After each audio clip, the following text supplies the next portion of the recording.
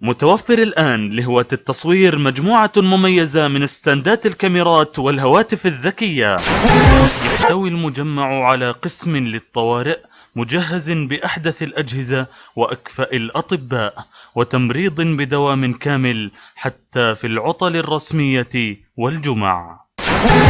كما وأعلن باحثون بريطانيون عن تقدم هائل في مجال معالجة كورونا، حيث أعلنوا أن استخدام المنشط ديكساميثازون يسهم في تخفيض الوفيات حتى الثلث.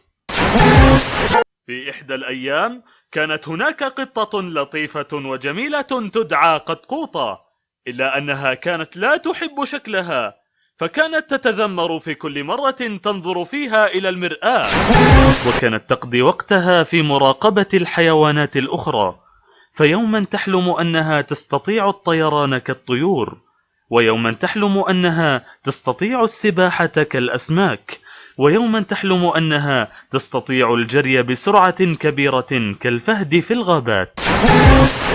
يا راحلين إلى منى بقيادي، أهيجتم يوم الرحيل فؤادي،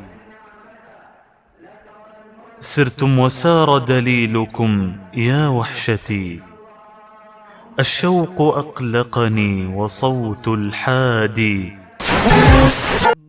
هذا الذي تعرف البطحاء وطأته، والحل يعرفه والبيت والحرم، هذا ابن خير عباد الله كلهم، هذا التقي النقي الطاهر العلم.